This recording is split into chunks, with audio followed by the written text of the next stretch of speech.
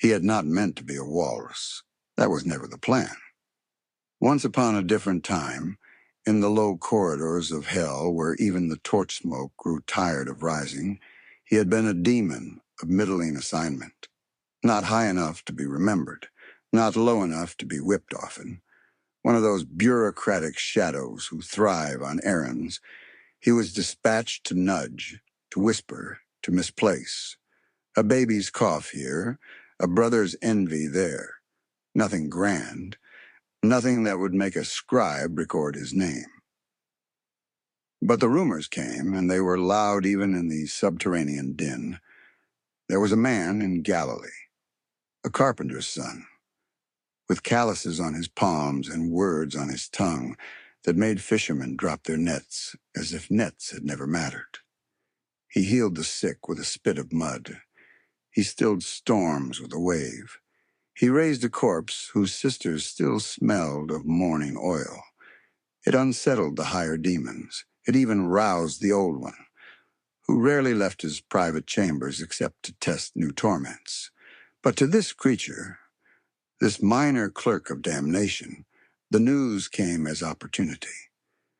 He was tired of errands. He wanted spectacle. He wanted to be noticed. So he made a plan. He would mock the Nazarene in public, steal his thunder with parody. The Son of God multiplies loaves. He would multiply flames. The carpenter cures blindness. He would blind crowds with fire too bright to look at. He chose fire because men had always worshipped it. Fire was the oldest magic they knew. He would stride among them, set the ground alight, shout a challenge, and laugh. Surely hell would promote him for it. But the spell, God, the spell, went wrong from the beginning. He had crafted it hastily in a fit of ambition, muttering syllables he only half remembered from overheard counsels. He wanted a hybrid shape, a man's stature, but with something more, something grotesque, unforgettable. Tusks, he thought. Great ivory arcs, jaws armed like spears. He envisioned a figure that would haunt nightmares for generations. Part beast, part man, terror made flesh. He mispronounced avowal, perhaps more than one. When the smoke cleared, he lay on his belly, tusks heavy, whiskers quivering, flippers beating uselessly against the ground. He had no stride, no fingers, no chance of passing for man. He had become a walrus entire, stranded on land, and hell howled with laughter at the sight. He tried to undo it. He clawed at the spell's bones, but the shape stuck, as if heaven itself had stamped it permanent. He was walrus now. Walrus forever. The laughter did not follow him out of hell, but memory did. And men, when they saw him, did not scream. They laughed too. Children pointed. Villagers gathered. And when he tried to salvage his dignity with the fire trick, well, that was worse. He clapped his flippers. He summoned sparks. He blew flame large enough to roast oxen. He declared, "Behold!" with all the gusto of a street prophet, but the people shrugged. They had torches in hand. They had lamps already burning in their houses. One boy shouted, "We've had that since Adam!" He tried again, louder, selling it as though it were a commodity. "Fire! Premium fire! Artisan flames! Handcrafted sparks! Limited edition!" They roared with laughter, not awe. A shepherd threw him a coin out of pity, as one tosses scraps to a dancing bear. He swallowed it whole just to spite them. And so he learned the first rule of his new life. As demon, he had been invisible. As walrus, he was unforgettable, but never in the way he desired. He carried on. Rumors of Jesus chased him like flies. Always he heard, never he saw. He reached Cana hours after the wedding ended, the jars still wet from wine that had once been water. He rolled into Bethany days too late, the man called Lazarus already walking, laughing at his own grave clothes. He waddled through Capernaum only to find the paralytic gone home, carrying his bed under his arm like an insult. It became his curse, to miss the Nazarene by a margin, to be mocked by rumor alone. And so he made it his mission. He tried donkey farming. The word in the street was that this Jesus would enter Jerusalem on a colt, amid palms and hosannas. The Walrus, sweating under the Judean sun, took up work among beasts. He brushed their coarse hides, shoveled dung with his flippers, learned the creak of leather harness. He thought that by embedding himself among donkeys, he would not miss the moment.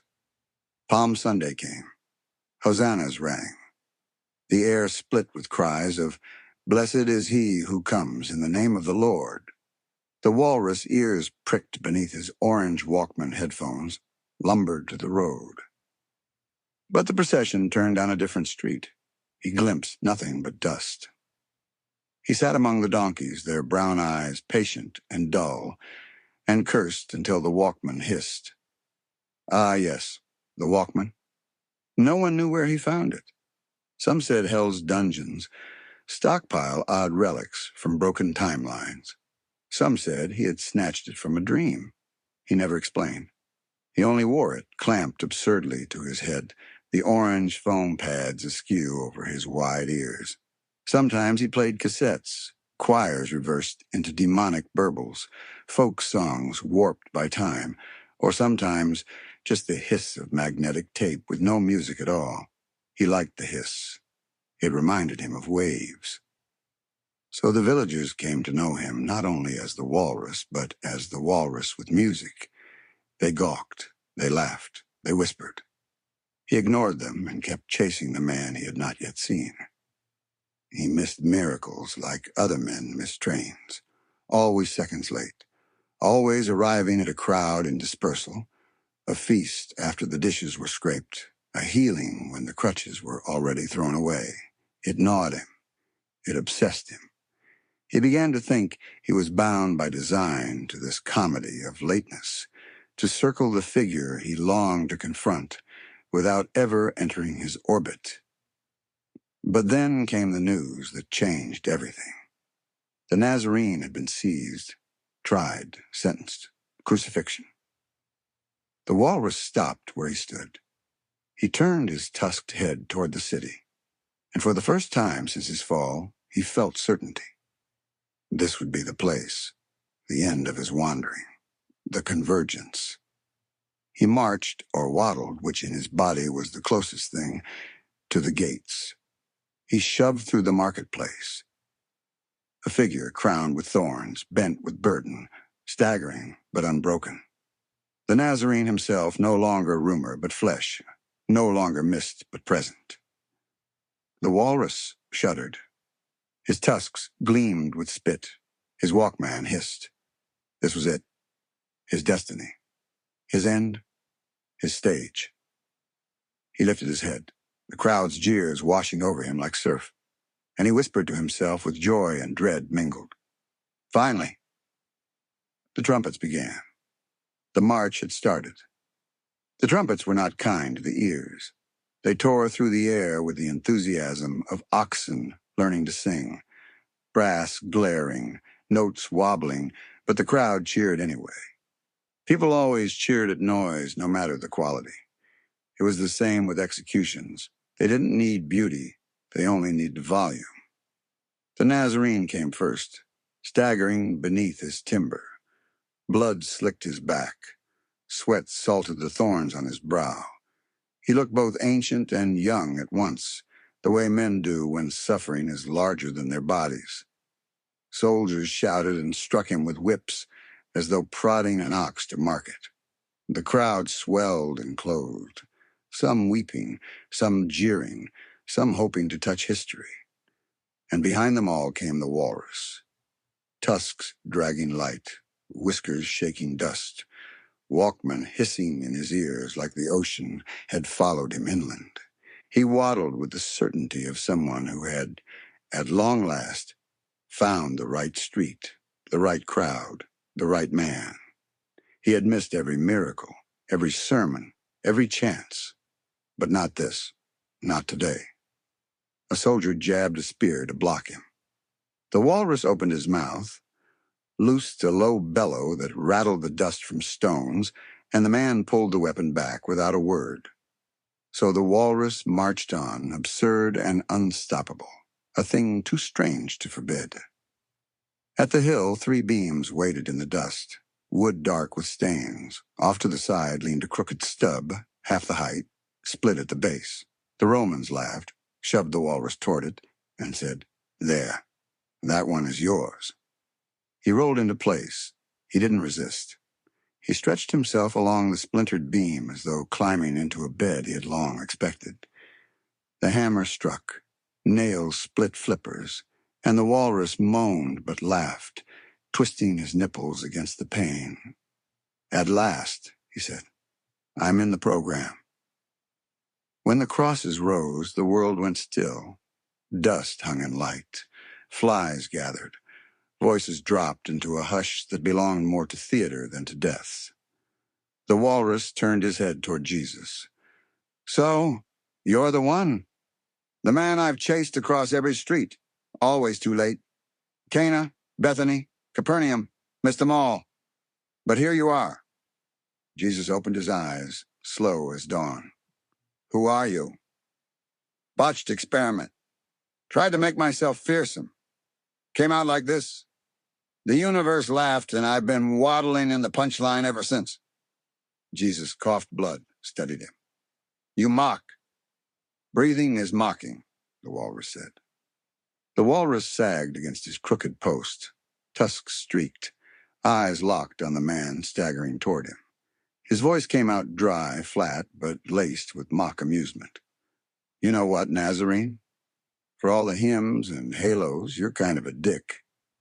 The thieves barked hoarse laughter, one choking on blood, the other muttering, "That's cold." A Roman soldier smirked until the centurion's glare erased it. Jesus turned, eyes burning like coals. "Do you ever stop?" "Not until the tape runs out," the walrus said, twitching the flipper nailed to his beam, just enough to brush the hissing foam pad of his Walkman. Something inside Jesus snapped. With a roar that made the hill tremble, he wrenched against the iron. His right wrist tore free with a sound of flesh ripping from wood, the nail dropping into dirt. Gasps cracked through the crowd. Another wrench, and his left hand split open, iron shrieking as it fell. Now he dangled only by his feet, arms hanging limp and bloody. The crowd shrieked. Children buried their faces. Soldiers stumbled back. One thief whispered, terrified, "What the hell is happening?" Jesus bellowed, kicked, and ripped his feet loose. Blood spilled into the dust. He staggered forward, wild-eyed, fists swinging with broken rage. The walrus strained uselessly, his flippers pinned flat, nails so deep they could only tremble. He could do nothing except twitch, and that was when it happened. A grasshopper, blind to the horror around it, leapt across the hot air, too close, too slow. The walrus jerked involuntarily, and the flipper's edge slapped it flat against the wood. The insect fell to the ground, legs twitching once before stilling. The walrus blinked down at the tiny corpse, then back up at Jesus, and let out a hollow laugh. Well, look at that. You made it all this way without killing anything, and then right before the finish line, you fail the mission. All that holiness undone by a bug. Tragic." "It wasn't me," Jesus snarled. His hands shook. His chest heaved. "That wasn't." The walrus cut him off, voice mocking, low. "Don't matter. You're supposed to be the big sinless act. And the only body lying dead at your feet is thanks to your little show. Congratulations." Jesus staggered, eyes falling on the insect's broken body. He knelt trembling and scooped it into his palm, but it slipped through the hole in his hand. The grasshopper dropped, drenched in his blood. Jesus froze. His breath cracked. I can't even hold life," he whispered, voice splintering. And then he screamed. He stumbled back, then surged forward. His body coiled, sprang, spun, back handspring, cartwheel, somersault, flips upon flips, each more frantic than the last. He twisted into the air, arms out, a triple McTwist freezing him for an instant, against the sky like an omen, and then he crashed into the cross. Every nail drove home at once, thundering through flesh and wood in perfect unison. The hill shook. Silence spread over the crowd like water seeping into cracks. One thief muttered, voice trembling, That may have been divine." The Walrus snorted. "Screw you guys. That was hilarious. And historically, the only miracle that holds absolute truth." The sky dimmed. The trumpets died. The hill waited. The sky soured. Clouds thickened in a way clouds shouldn't, like stage hands fumbling curtains before their cue. The crowd stirred uneasily. The priests clutched their robes too tightly, as if they themselves suspected they'd pushed the script too far. The soldiers leaned on their spears and tried to look unbothered. They were used to crucifixions, wood, iron, silence. This wasn't that. They had a walrus nailed to a donkey's post. Jesus performing acrobatics no man should attempt, and an audience unsure whether to pray or howl with laughter. Even veterans of Rome's cruelty could feel this was not a day they'd forget. The thieves sniped at each other, but even they quieted when the light began to change. The walrus shifted as best he could, bulk sagging forward, tusks heavy. The nails bit into his flippers, pinning them uselessly to the beam. He couldn't touch himself, couldn't gesture. All he had left was his mouth, his voice, and the absurd crown of foam headphones crooked on his skull. His Walkman hissed faintly, static that might have been music once, or perhaps only ever ocean. He groaned, half pain, half performance. The crowd jeered. Someone called him a beast. Someone else laughed. The walrus opened his mouth and barked a laugh of his own, then shook his head so his whiskers quivered. It was all he could manage. Comedy by way of futility. Jesus turned his face toward him. "Why are you here?" The walrus let the question hang, then said, "Because I kept missing you. Cana, too late. Bethany, too late. Capernaum, too late. But not this, not today. This time I arrived early, and look at me now, center stage."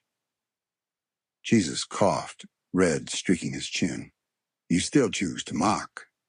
"Of course I do," said the walrus. "What else can I do? You have prayers, I have punchlines.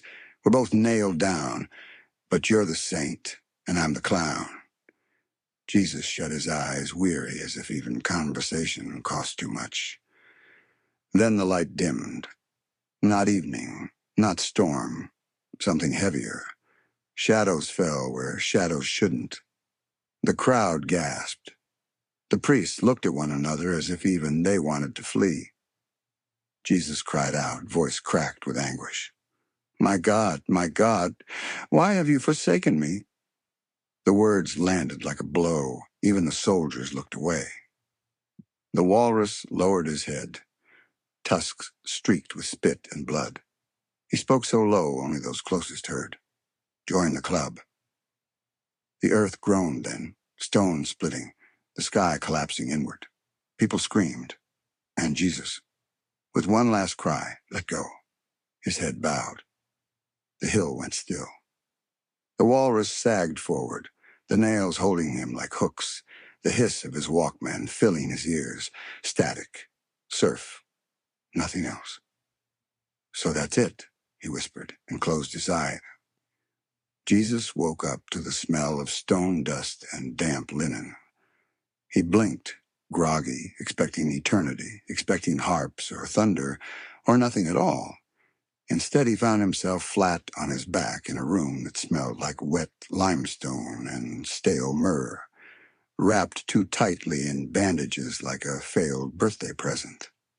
His first thought was simple. What the fuck? He sat up slow, groaning, palms against the cold rock. "I thought we ordered the other package," he muttered, tearing the linen off his face. "You know, the one with light, choirs, triumphant release. Not the budget sealed in a cave tier."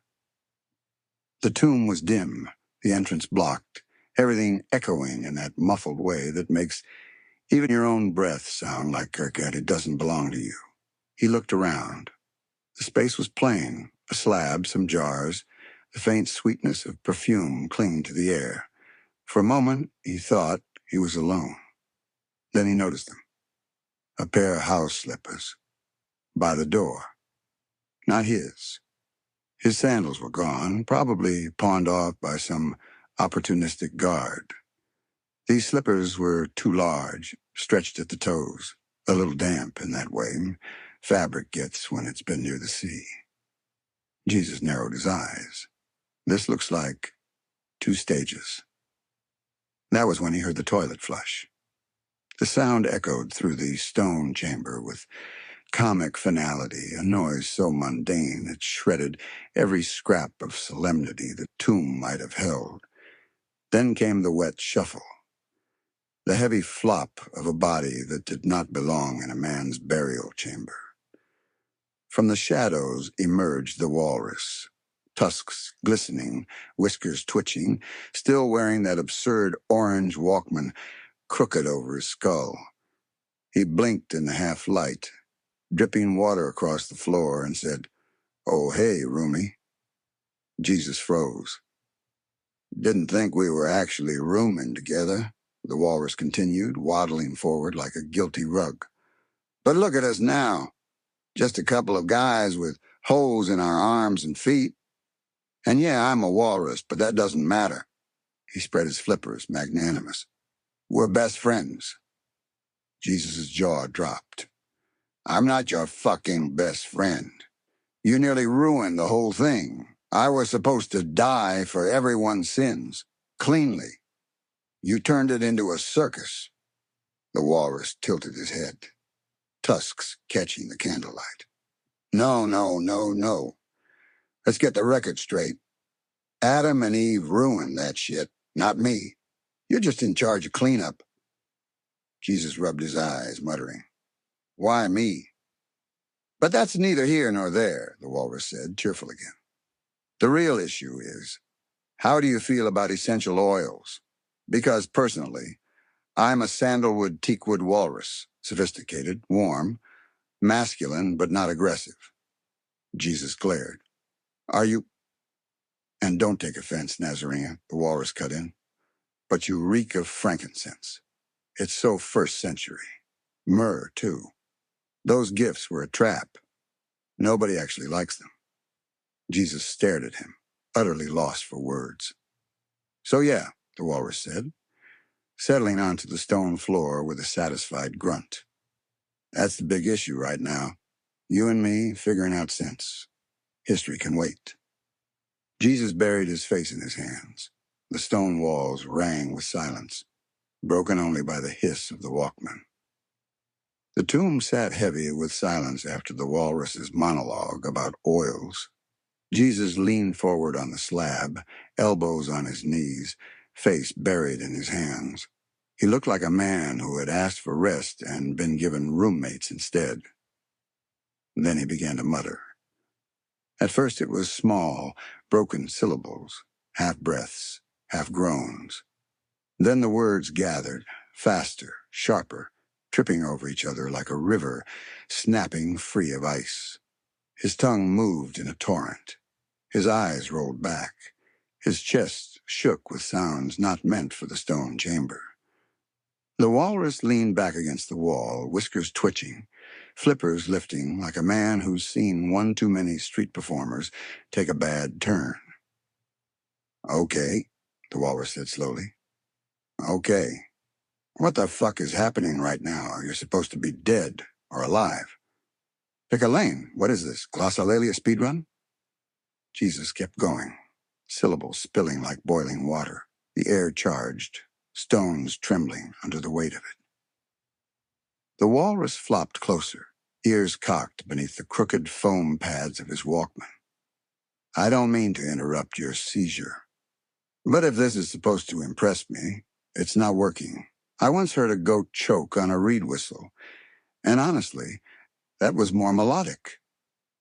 The sound rose, layered, terrible. It filled the chamber. The jars rattled. Dust sifted from the ceiling. Right, said the walrus. So this is happening. Terrific. Can't wait until the cleaning staff come in here and find me with the Son of God speaking parcel tongue. I'll never live it down. Jesus' head snapped upright, eyes glowing with something more than exhaustion. Something that belonged to another language altogether. His mouth kept moving, faster now, like syllables were trying to escape his body before it broke. The walrus pressed himself back into the wall. Look, man, I'm not multilingual. I barely understand Greek, and I'm shaky on Aramaic.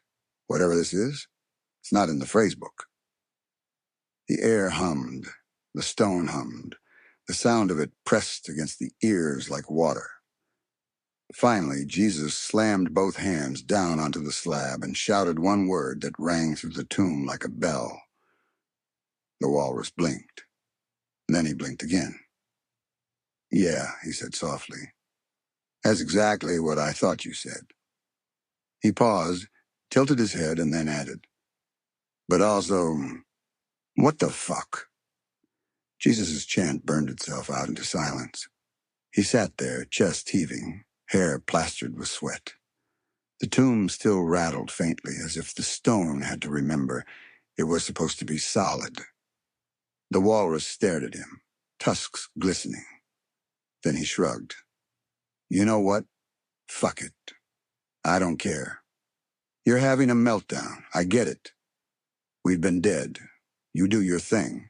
I'm gonna go learn how to build a chair or some shit. Maybe a nice bench. No idea how long we're gonna be stuck in here. Jesus rubbed his eyes and stood. He didn't answer. He just staggered toward the side chamber where the Romans, for reasons known only to their peculiar logistics, had installed a bathroom. The walrus flopped onto his side, called after him. Hey, you might want to take care of that morning wood while you're in there. Looks like you jacked off last. Well, never. Just a heads up, buddy. Place is a giant reverb tank. I'll hear everything. Try not to think about that.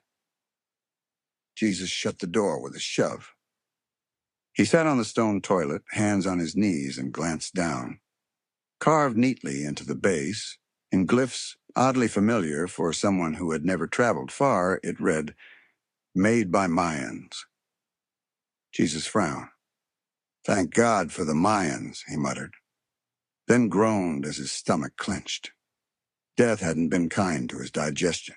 He braced himself. Perfect. Die for mankind, rise again with IBS. The room filled with unholy echoes. And then he heard it. A strum, thin, metallic, painfully out of tune. A second strum, followed by the unmistakable sound of someone slapping wood as if it might help. Jesus froze. No, no, no, no. He pulled himself up, trousers loose, shuffled out into the chamber, and there it was. The walrus, tusks crooked, headphones askew, holding a battered guitar in his flippers like a miracle gone wrong. Dude, the walrus said, eyes wide, you're not gonna believe this. Talk about a real fucking miracle. This guitar, with what looked like new strings, was just sitting over there in the corner. He strummed again. The sound wobbled like a drunk pigeon. He slapped the body with his flipper. Crazy, right? Just waiting for me? Jesus pinched the bridge of his nose. The walrus grinned, strumming louder. You don't know how to play guitar, do you? Jesus sighed. I'm starting to wish I'd stayed dead. Night in the tomb was heavier than day. No stars, no firelight, only stone pressing in from every side. The air tasted stale like it had been chewed before. The walrus had collapsed hours ago, belly down, tusks across the floor, sprawled over the guitar he had half dismantled in some failed attempt to make it a bench. It groaned every time he shifted, strings buzzing against the stone like insects caught in a jar. His snores came in thick waves, wet and guttural, rattling dust from the ceiling. Jesus sat alone on the slab, his head in his hands, his chest hollow. He started to whisper, not to the walrus, not to himself, but to the silence above him. "Oh, my goodness," he muttered. Then the words stumbled out of him faster, ragged. "I thought I did everything. Everything. I healed. I preached. I turned the other cheek. I gave and gave until there was nothing left of me. And what was it for? What the fuck was it for?" He leaned forward, elbows on his knees, eyes burning. "I thought dying would be enough. I thought I was dead enough to cover it, to carry it, to settle the debt. But here I am, still here. Dead but not gone. Stuck in a cave with a walrus who plays guitar like he's clubbing a fish." His voice cracked. He pressed his palms hard into his eyes. "I don't know what I did wrong.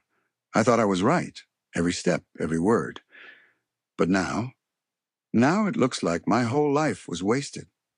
33 years. For what? A rumor? A spectacle? A crowd who'll forget me in a week? And now I don't even know if this is purgatory, or a mistake, or just—" Oh, he broke off, shoulders shaking. Tears slipped into his beard. "I'm a 33-year-old dead man, and I've got nothing. Nothing. No throne, no kingdom, no rest, just a stone room and silence. Dad, God, whatever you are. Why? Why'd you do this? To me? Why?" The tomb held the words. They rang back at him in the emptiness, sharp as his own ribs. From the corner came a snort. The walrus shifted, guitar strings groaning under his weight, and he cracked one eye open. "Bro," he said, voice thick with sleep, "why don't you try looking in the mirror and asking yourself that? Sometimes you gotta take accountability." He yawned, flippers twitching. "Also, newsflash. That's also you up there. So I don't really fucking understand the schematics of the deal. It's weird. You're weirding me out." He rolled onto his back, tusks scraping stone. "But look, I'm here. For you. So shut the fuck up and let me sleep." His snores filled the tomb again. Jesus sat in silence, hands trembling. Jesus woke with his cheek ringing and his vision doubled. For a moment he thought the stone itself had shifted beneath him, that the tomb was caving in. But then the shape above him resolved, the glistening tusks, the heavy breath, the briny smell of salt and fish. The walrus was straddling his chest, eyes bright in the dimness of the chamber, one flipper raised. "What the hell?" Jesus groaned, clutching his face. His head rocked against the slab again as though the stone had joined in. The walrus grinned, wide and unrepentant. "Yeah," he said. "I'm gonna start calling that a bitch slap." Jesus blinked, still trying to gather the day, the night, his own heartbeat. "What?" "You heard me," said the walrus, rolling slightly to the side, but still looming with that ridiculous mixture of bulk and glee. "I'm writing a memoir. You need a hook in a memoir, a defining detail. And I'd like to be known as the guy who bitch-slapped the Son of God. That's a bestseller right there. Maybe even a series. Bitch-slapping the divine. It practically markets itself." Jesus sat up slowly, pulling himself upright, until his back rattled against the cold wall. He stared at the walrus as though the animal were not nailed to him, but to the very absurdity of creation. "How do you even think of this shit?" The walrus shrugged, or whatever the flippered approximation of a shrug was. The orange foam pads of his Walkman slid lower across his head, crooked and stupid. "Bro," he said without irony, "I'm a fucking walrus. I don't even know." Jesus tried weakly to push at him, perhaps to shove him away, perhaps to prove he still had weight in the world. But his body was frail, hollowed out by the days of death and the strain of return. Pacifism had never been training for fistfights, and now, resurrected, into the fragile matter of exhaustion, his attempt at violence was pitiable. His arms flailed like reeds bent by a weak wind, wrists trembling, movements too thin to threaten even a child. The walrus backed away easily, flopping to the other side of the slab. He wheezed with laughter, his tusks clacking together, his whole body shaking in a rhythm that buzzed against the floor. "Oh my God," he managed between gasps. "Dude, this is embarrassing. You're the poster child for mercy, and you can't even land a slap. That's not pacifism. That's just sad motor skills." The words sank between them. They sat in the echoing quiet, both catching breath in their own ways. Jesus with the shallow pant of someone held together by grief, the walrus with the ragged wheeze of a body too heavy for its lungs. At length, the walrus broke the silence. His voice was softer now, stripped of performance. "So," he said, "tell me the fucking spiel. Why we're here? Why me? Why you?" The weight of the question hung in the stale air. It was more than curiosity. It was a demand. The walrus had suffered too. Mockery, banishment, ridicule in both hell and earth. His eyes, small and dark beneath the absurd arch of tusks, fixed on Jesus with something almost like sincerity. He wanted an answer, and not just for show. Jesus didn't answer right away. He leaned back against the stone, let his eyes trace the cracks in the ceiling as if they were maps that might lead him out of his confusion. His lips parted once, then closed. He shifted his hands, ran one across his knees, the other across the stone, feeling its grit, as if trying to remind himself what was real. The walrus waited. Jesus' breath caught. He pressed his palms together, rubbed them, stared into the shadows at his feet. When he spoke, it was not with the rhythm of sermons or the fire of parables. It was quieter, stripped down, the bare voice of a man who had run out of answers. Look," he said at last. "I don't even know." The walrus tilted his head. "I thought dying was the end of it. I thought that was enough. I thought if I took the whole of it on myself, every failure, every hunger, every broken thing in man, I thought that would balance it, that it would settle the scales. I thought the nails would be the punctuation, full stop." His voice faltered. He clenched his jaw. "But here I am. Not in heaven, not in hell, just here. A room with a stone ceiling, a block door, and you. A walrus." His laugh was short, hollow. "This is not the kingdom I preached." The walrus did not laugh this time. He only blinked, eyes steady.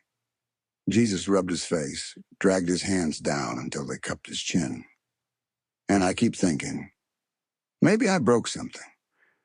Maybe I was never who I thought I was. Maybe I was just a man who believed too hard, followed a voice that might have only ever been his own echo. I keep thinking, what if it wasn't divinity at all? What if it was sickness? What if I had, I don't know, did some fractured identity, and I gaslit myself into thinking I was the Son of God?"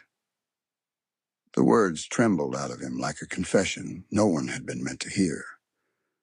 "I thought I was perfect," he whispered. "I thought I lived the life. But maybe I was just delusional. And now it looks like my whole life was wasted. 33 years for what? A rumor? A spectacle? A crowd that cheered and cursed in the same breath? And now I'm here. Not resting, not redeemed. Just here. Stuck." He pressed his palms into his eyes, shoulders shaking. "Maybe I have to stop needing to know. Maybe I have to learn to live in the present, even if I'm still dead. Maybe I have to stop circling it, stop pulling it apart like a wound. Maybe the only way forward is, I don't know, acceptance. Maybe that's the word." Tears ran down into his beard. He didn't wipe them. "I think I'll be all right," he said, though his voice cracked on the last word. Maybe. If I can learn that. Maybe. He looked up, eyes red, and searched the walrus's face for something. Approval, wisdom, even mockery would do. What do you think? Does that sound like a plan? The walrus had grown still during the unraveling. He hadn't interrupted. He hadn't laughed. He had simply listened, eyes half-lidded, head tilting slightly with each new confession. When Jesus finally stopped, the walrus sighed through his tusks, long and low, like wind spilling out of a cave. Man, he said at last, I gotta be honest. I checked out like 10 minutes ago. That was boring as shit. Jesus blinked, dumbfounded. Either make a decision or don't, the walrus continued, adjusting himself on the slab. I don't need to be a part of your therapy session. I'm practicing boundaries, okay? Boundaries. He gestured vaguely with his flippers. And you're spiraling. Just get over yourself. You don't know. I don't know. Who cares? The problem isn't knowing. The problem is you think knowing fixes anything. It doesn't. Jesus stared at him in silence, his tears drying on his face. The walrus yawned. I'm focused on practical shit, like, do we even have an address? Can we get mail here? Can UPS find this cave? That's what matters? Jesus blinked. I don't fucking know. Fine, said the walrus. Then we'll make one up. 359.7, divider, toppleganglang, area code, something. That's us. We own the world now. Jesus stared at him like the words themselves had betrayed logic. What the fuck did you just say? Was that even language? The walrus beamed, tusks gleaming in the half-light. What do you think? Jesus exhaled, shaking his head. Why don't we just start simple? One lane. We live in one lane. The walrus considered this, then flopped back with a grunt. Fine. One lane. Whatever, it's ours. They sat in silence again. The tomb hummed with the faint hiss of the Walkman, as though the static itself approved. And in the heavy stillness, both of them, in their own way, accepted it. One lane. The only address in the world that mattered now. Time in the tomb didn't pass cleanly. There were no hours, no bells, no sunrises or sunsets to chart it by. There was only the rhythm of breathing, of conversation, of boredom, of sleep. Somewhere between the beginning and the third day, the tomb had become less a prison and more a bizarre apartment. The walrus had taken to trying things. He bullied Jesus once, or tried to, lumbering at him with tusks out and guttural barks, but Jesus wouldn't respond in kind. He simply folded inward, pacifism sewn into his ribs. The attempt dissolved into a debate about whether pacifism counted as a form of bullying avoidance or whether refusing to fight back gave the bully more power. By the end, they were both panting on the stone floor. Jesus exhausted by weakness, the walrus exhausted by bulk, and neither satisfied with the conclusion. They tried other things. The walrus experimented with furnishing the tomb, dragging rocks into piles he called chairs. Jesus tried not to collapse into the familiar spiral of crisis. They argued over whose toga was dirtier, whose sweat smelled worse. They laughed eventually, and not because anything was truly funny, but because laughter was oxygen when everything else was stale. Both looked worse by the day. Their linen wraps and togas darkened with grime. Sweat stains bloomed. Their faces grew gaunt, their hair lank. They looked less like figures of scripture and more like two vagrants sharing a ruin. And yet, in their shared misery, there was a strange settling, a fragile happiness, stitched together by familiarity. On the third day, Jesus sat with his back against the wall, knees bent, arms resting on him, his head tilted slightly upward. He stared at his hand.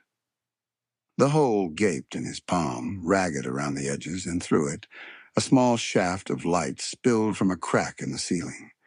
It projected upward, a weak circle on the stone wall above him. The world's lamest miracle, he thought.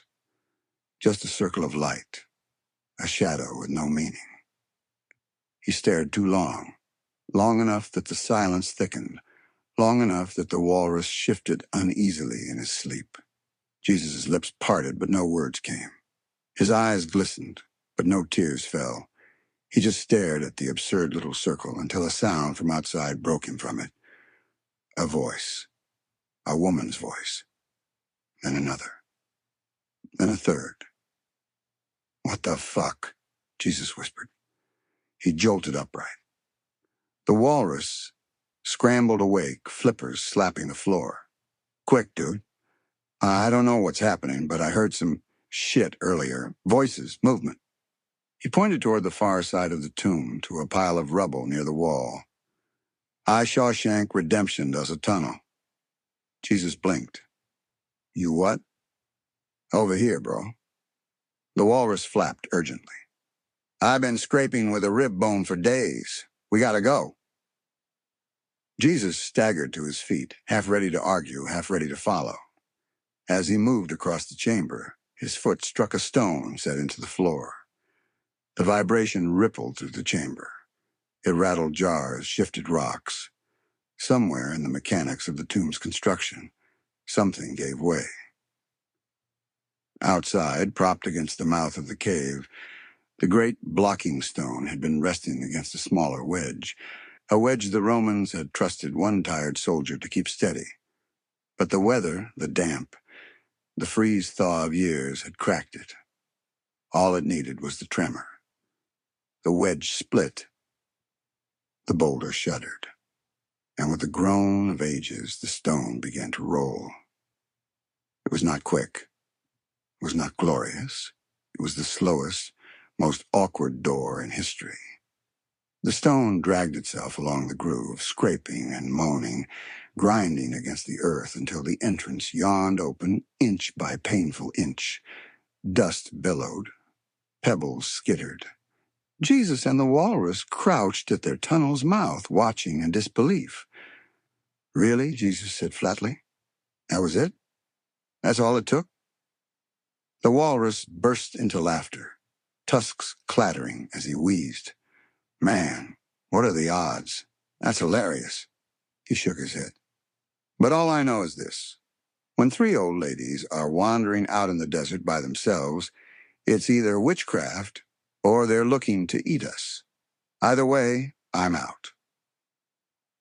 They pressed themselves into the shadows as the three women drew near. The stone finished its roll with a final thud, settling into place like an exhausted giant. The women gasped. "The stone, look!" "He's gone," cried another. Jesus and the walrus peeked around the edge of the rubble. Their linens, filthy and torn from days of use, were scattered across the chamber. They had torn away strips every time a stain spread, every time sweat made a patch unwearable, until the floor was littered with scraps, enough to mimic the shroud, enough to tell a story. The women rushed in, clutching the linens. "He has risen!" Their voices rose, the declaration already turning into history. And then, "Wait," said one of them, pausing near the corner. "There's a toilet here." The other two froze, then shook their heads in unison. "Forget that. Look at these linens." They never addressed it again. So close. History had almost carried the toilet into Scripture. But instead the women hurried out, their voices carrying through the desert air. "He has risen! He has risen indeed!" In the shadows, Jesus and the walrus remained silent, watching. The walrus nudged him with a flipper. "Well, buddy, looks like the world just got your headline." Jesus closed his eyes, listening to the words echo beyond the cave. They stayed crouched in the shadows for a long while after the women left. The voices outside trailed off into the desert air, shrill with awe, already spreading like wildfire. "He has risen. He has risen." He has risen indeed. The words clung to the tomb walls even after silence returned. Jesus leaned back against the stone, his face unreadable, his body weary in a way beyond bones. The walrus shifted, tusks scraping rock, and finally said, "Well, that's it then, buddy. Looks like you got your headline." Jesus shut his eyes. "And what do we do now?" The walrus flapped a flipper, shrugged the shrug of an animal who had never believed in plans. "I don't know. What did you do last time you wandered? 40 days in the desert, right? What'd you do then?" Jesus turned his head slowly toward him, eyes hollow but sharp. "I talked to you." The walrus blinked, then laughed. "Oh, great. Fantastic. I'm dead weight in this plan, too." They left. Not in a triumphal march, not in glory. They slipped through the broken wedge and the lazy crack, half through the Shawshank Tunnel, and half through the half-rolled stone, until they stumbled into the wilderness.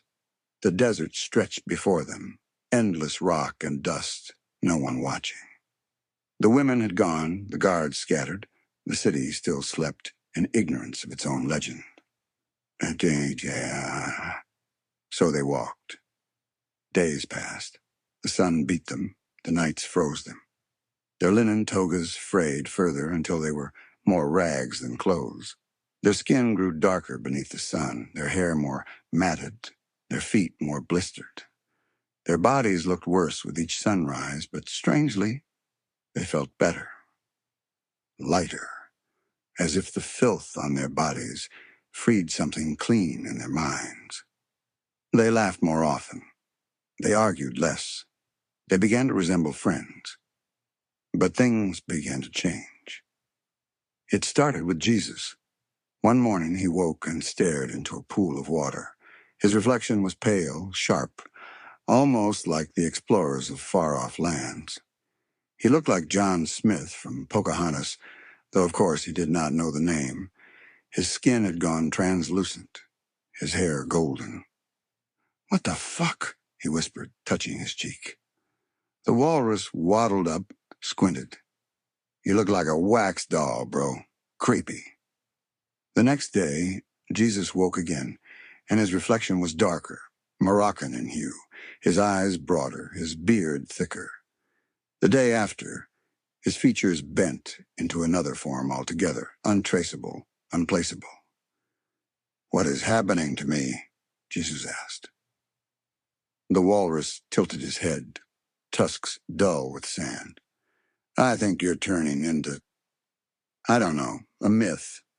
People are already talking, man. You're the story now, not the guy. And stories, they never look the same twice. You're becoming vague, like boring vague, which is impressive, since I already thought you were boring." Jesus stared at his shifting skin in silence. Then one evening, Jesus pointed. "Your tail." The walrus twisted awkwardly, squinting behind himself. "Oh, yeah. That started disappearing a while ago." Jesus' eyes widened. "What do you mean a while ago?" The walrus shrugged. "I don't know. It annoyed me, so I just stopped thinking about it, and now, poof, gone." "Gone?" Jesus pressed. "At some point, you got to pay attention to things that are affecting you. You can't just ignore yourself away." "Sure I can," said the walrus. "Look, I don't think I'm built for permanence. Nobody knew me. Nobody told my story. I was a glitch, a joke. So I'm fading. That's fine. I just don't know where I'm going. Void, vector space, some future AI's hallucination. But hey, it'll be an adventure." Jesus looked at him long and hard. His voice cracked when he said, "I wish I'd met you sooner. Maybe I wouldn't have been so afraid. Maybe I wouldn't have carried it alone." The walrus barked laughter. "God, no, I'm glad I didn't meet you sooner. I tried, remember? I was always too late. And you'd have hated me when you were still serious. Dog, you were wound tighter than harp strings. I'm glad I got this version. The mess, the wreck. The guy who cries and gets dirt on his robe. That's the only version I could stand. Jesus smiled weakly. For once, he didn't argue. Weeks passed. The story of resurrection spread like fire, reshaping the world even as Jesus and the walrus wandered unseen. And with every retelling, Jesus blurred further. His features melted into new shapes, sometimes pale, sometimes dark, sometimes gentle, sometimes severe. His voice changed, his posture shifted, his walk altered. He was no longer himself, not entirely. He was everyone's version of him, and none. And the walrus? Day by day, he vanished. First the tail, then the hind flippers, then half his bulk. His tusks shrank, his whiskers dissolved. He grew smaller, lighter, until even his shadow faltered. "I'm going," he said simply, one morning, when half his body was already transparent.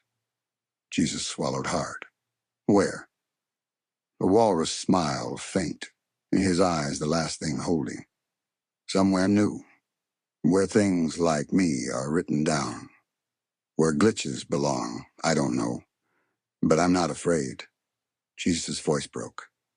"I am." The walrus leaned closer, what was left of him glowing faintly. "Don't be. You're the story now. You'll never stop, even when you want to." And then he was gone. Jesus walked alone after that. His features changed by the hour. His hands bore holes, but no weight.